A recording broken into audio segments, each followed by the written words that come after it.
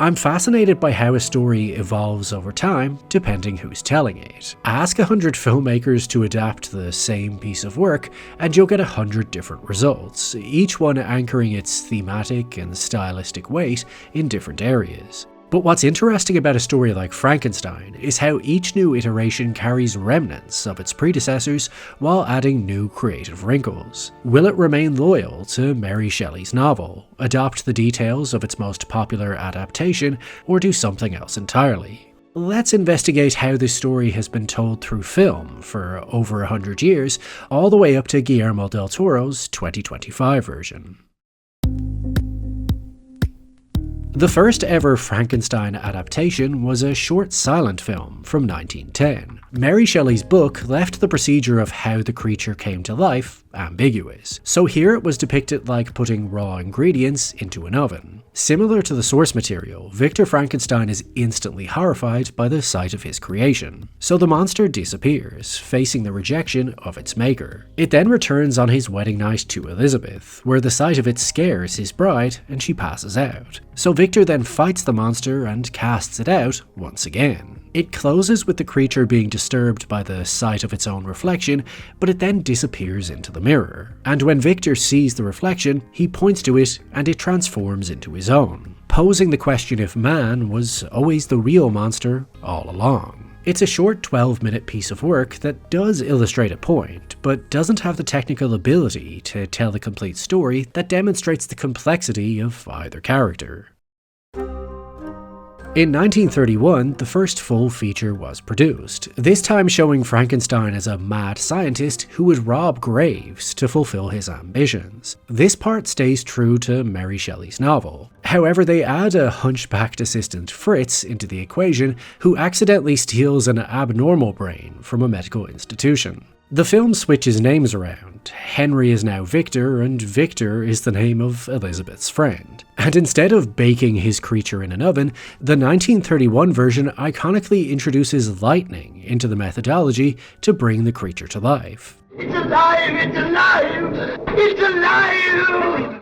Henry is portrayed as a megalomaniac, stating that he now knows what it's like to be God. And despite the monster being portrayed as a slow-moving, zombie-like corpse, Henry is not instantly horrified by his creation, more so fascinated by the science behind it and amazed it can follow orders. It's actually Fritz who's instantly frightened of the monster and scares it so much that they have to wrestle it into submission and chain it up, where Fritz then torments the creature until it kills him, showing that any living being will be peaceful until its life is threatened. Now that human life is in danger, the idea of killing the creature is introduced by Henry's teacher, but Frankenstein is morally against it, as that would be murder. However, the creature is captured so that the teacher can undergo studies, but he doesn't anticipate its strength and it kills him, as naturally once you give something life, it will do anything to survive. The movie then differs from the novel again. When in the original book, the creature tries to rescue a young girl from drowning and gets shot as the presumed predator,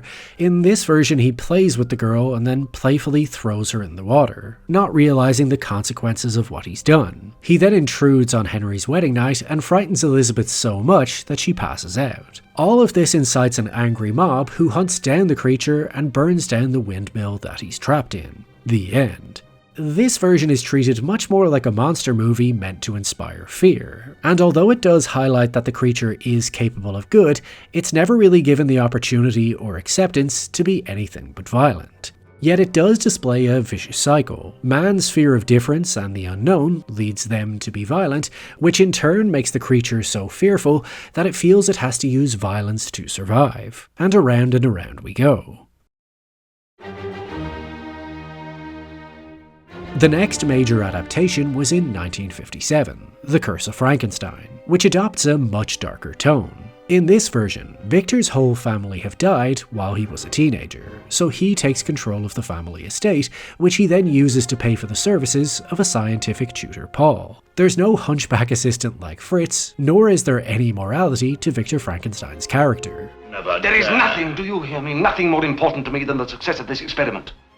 Elizabeth is his fiancée, like in the novel, but he's having an affair with his maid. And rather than finding an appropriate brain to use for his experiment, he invites a famous scientist to his house so he can kill him and make it look like an accident and steal his brain. This changes everything for Paul, and he then fights Victor over what he's doing, leading to the brain potentially being damaged before being reanimated, which is once again portrayed with the sound of lightning, but the visual of bubbling water, like they're boiling the character back to life. The monster, played by Christopher Lee, is instantly violent, possibly from brain damage, possibly from maintaining some of the murdered victim's memories, but either way, it attacks its maker.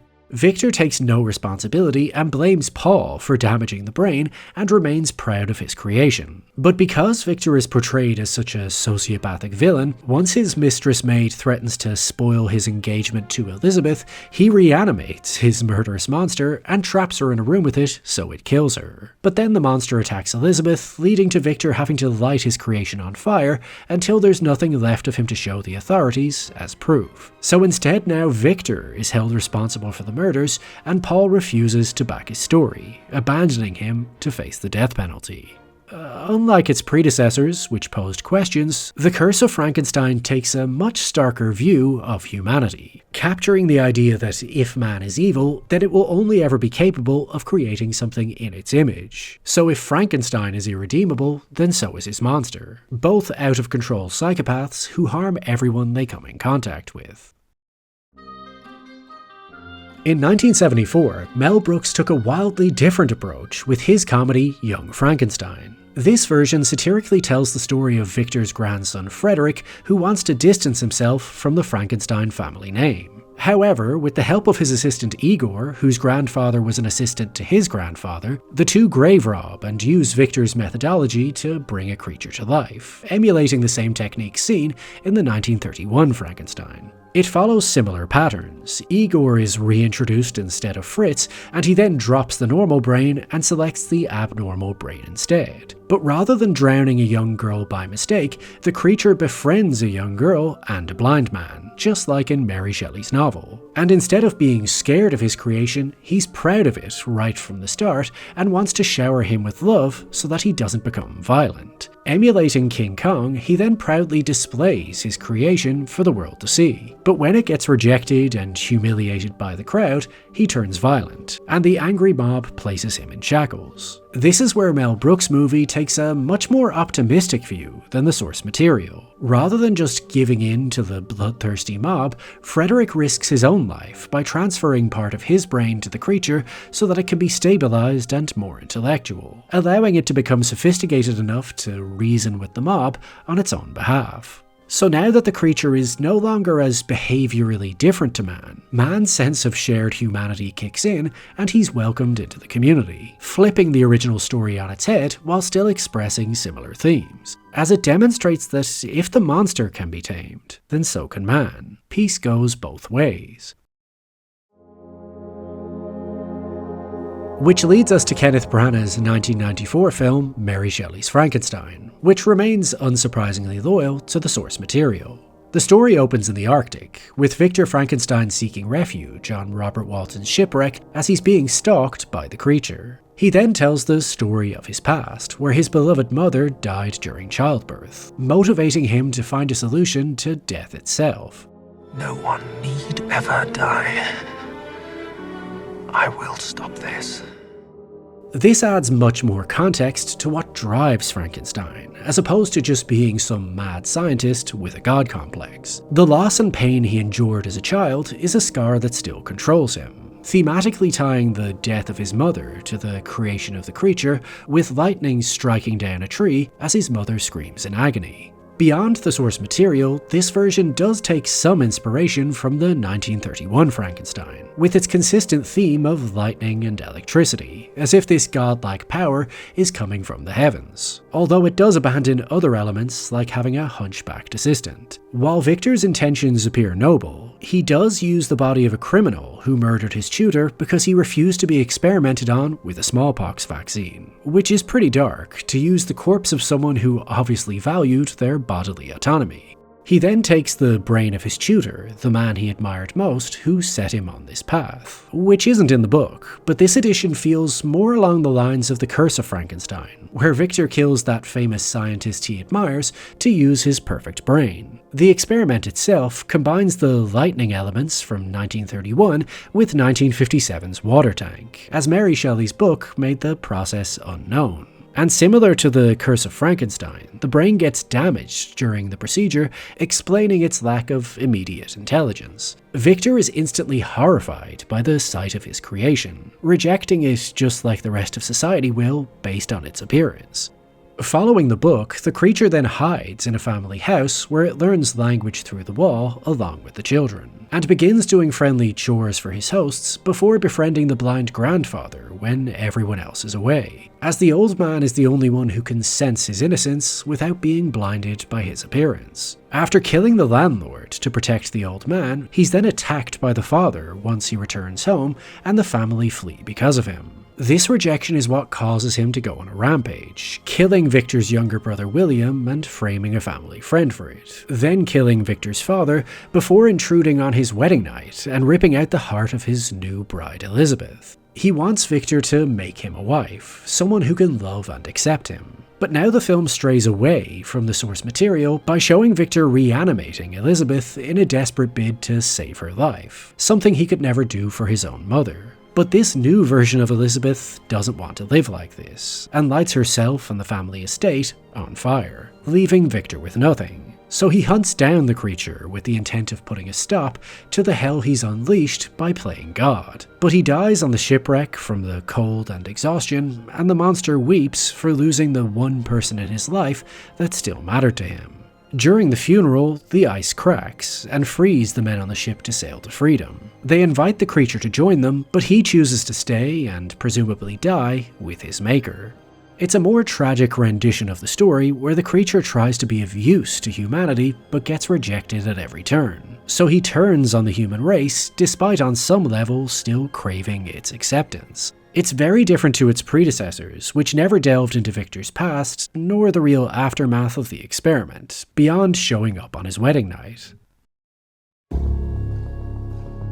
Fast forward 20 years and we arrive at I, Frankenstein, which has almost nothing to do with Mary Shelley's book in any way. The monster briefly explains what happened in the novel as his backstory, but is then approached to join forces in a battle between demons and gargoyles. It's essentially a badass noir sci-fi action film about the monster finding a new purpose, not particularly relevant to the Frankenstein Chronicles, except for the fact that this was the first time the monster was portrayed as being pretty much invincible with superhuman strength. Don't get me wrong, the creature was always considered very strong, but it didn't have superpowers. The following year, in 2015, Victor Frankenstein was released, which put most of its focus on Igor, a character that was never even in the book. This gave the filmmakers license to do whatever they wanted, as they'd already strayed away from the source material. So Victor finds Igor in the circus, heals his hunchback, and the two then embark on a scientific journey together, reanimating animals. Before a wealthy classmate Finnegan is so impressed with his creations that he funds Frankenstein's ultimate goal, creating an intelligent, civilized man. This new funding increases the scale of the project, with dozens of people working on it, creating a more cinematic final experiment, but still using similar techniques as the 1931 version. But unlike Mary Shelley's novel, Victor's motivation does not come from seeing his mother die during childbirth, but from his brother Henry's death. In his mind, his foolish actions caused him to essentially take his brother's life, so he now has to redress the balance, create life instead of extinguishing it. However, his creation, known as Prometheus, also has supernatural power. And although he embraces it as his brother, when it can't speak nor embrace him back, he rejects it, causing the monster to lash out. So Igor and Victor both now have to destroy their creation moments after resurrecting it. This version only really plays with half of the themes from the original story, the creator's half, their journey to that moment, but it portrays their creation as solely negative. There's no good in this creature, nor does it have any development. It lives, it attacks, it dies. And the film then ends with Victor writing Igor a letter calling him his greatest creation and suggesting he's not done pursuing his dreams yet, as he knows where he went wrong. Kind of showing no real lessons were learned here, as everything is left open-ended for a potential sequel. However, this doesn't mean that this version of the story would have no influence on its successor. Guillermo del Toro's 2025 Frankenstein manages to borrow elements from all of its predecessors while still adding new wrinkles to the story that are more fitting with today's culture. It follows a similar structure to the 1994 film and Mary Shelley's novel by starting with the Arctic shipwreck and then going back to tell Victor's life story, how he lost his mother while she was giving birth to his younger brother William, and why that made him obsessed with preventing death. But straying away from the source material, Del Toro's film depicts Victor's father as a doctor who taught him in his early years, and after his mother's death, William became his favourite, as he was the source of joy and light, while Victor was full of sorrow and darkness. This leads to a sense of competition between the brothers, as in this version Elizabeth is William's fiancée who Victor secretly harbours feelings for, trying to steal her affection away from his forever fortunate brother. Instead of grave robbing, Del Toro's Frankenstein takes his bodies from the battlefields, and borrowed from the 2015 version, is enabled by a rich benefactor who can increase the scope of the production. But instead of it being a wealthy classmate, it's arms dealer Heinrich Harlander, who's only providing all these resources in the hopes that Victor can save his life by putting his brain in the creature as he's dying from syphilis. Similar to the darker 1957 version, when Heinrich falls to his death during a disagreement, Victor then hides his body so Elizabeth will remain in the dark about what kind of person he really is. The experiment itself uses 1931's idea of lightning as the source of power, but delves inside the flesh of the creature so we can visually see it being revitalized. And unlike its predecessors, risks using imagery like Jesus on the cross as the electricity resurrects him. However, unlike the book, 2025 Victor is not instantly horrified by his creation. Instead, he's rather amazed by it, until he discovers that it's not intelligent enough to say more than one word. Despite her never really interacting with the creature in Mary Shelley's book, Del Toro makes Elizabeth the humane character who can see the creature's innocence, as it resembles a childlike animal more than anything else. However, similar to the 2014 and 2015 iterations, this creature has supernatural strength and cannot be killed, even if it holds a stick of dynamite, which may be a commentary on man creating something it can never take back, like the atomic bomb or artificial intelligence, but does feel quite unrealistic, as dynamite should at least blow it apart. But it is interesting that the creature can appear to die, but then keeps reanimating, as if Victor has ignited a cycle that will never end. You didn't just bring it to life once, you allowed it to keep coming back over and over. Victor despises what he's created as it's not in his own image, so he beats it, ridicules it, and leaves it to die in a fire, although he has a slight change of heart when he hears it screaming in pain. The creature manages to escape, and then follows the story of the novel and 1994 version, hiding in a family's home where he learns language, does them secret favors, and then befriends the old blind man while everyone else is away. However, unlike previous versions, he never hurts anyone in this period. Instead, he's just subjected to the cruelty of man, which makes him far more sympathetic. He tracks down Victor on William and Elizabeth's wedding night and requests he make him a partner to live with forever, someone who can love and accept him. But Victor refuses, which now causes the monster to turn to rage instead of love, killing William in the process. Elizabeth finds and tries to protect the creature, which leads to Victor accidentally shooting her. This allows for us to see him carrying her out of the wedding, similar to Anne Darrow in King Kong. But she dies, so the creature is left with nothing, and so is Frankenstein, causing the scientist to vow to hunt down his creation and put a stop to all of this, leading us back to the final showdown on the shipwreck. Unlike the 1994 film, Victor speaks to and asks for the creature's forgiveness before he dies, finally recognizing him as his son and advising him that if he cannot die, then he has no other recourse but to live. So the creature uses his super strength to save the ship by pushing it away from the ice and embarks on the next chapter of his life alone, which is a much more harmonious and redemptive ending for the characters than the previous versions of the story, which always ended in tragedy. As while earlier versions wanted to capture the horror of the creation and highlight the dangers of playing God, Del Toro fed into the peacemaking approach that young Frankenstein started, and by doing so, reshaped the theme that while the real monster might be man, man is as redeemable as any living creature. It just needs to choose love instead of rage, the same way the creature did. But there are only so many versions of this story because of our cultural fascination with its subject matter. Life, death, fear, love, rejection, ambition, responsibility, and destruction. So with all of that said, what version of Frankenstein appeals to you most and why? Do you prefer a larger scope production that delves into the emotional perspective of both creator and creature? Or a more confined horror story that allows you to fear first and think second, so that you can then observe that destructive survival instinct within yourself before reconsidering your impulses later?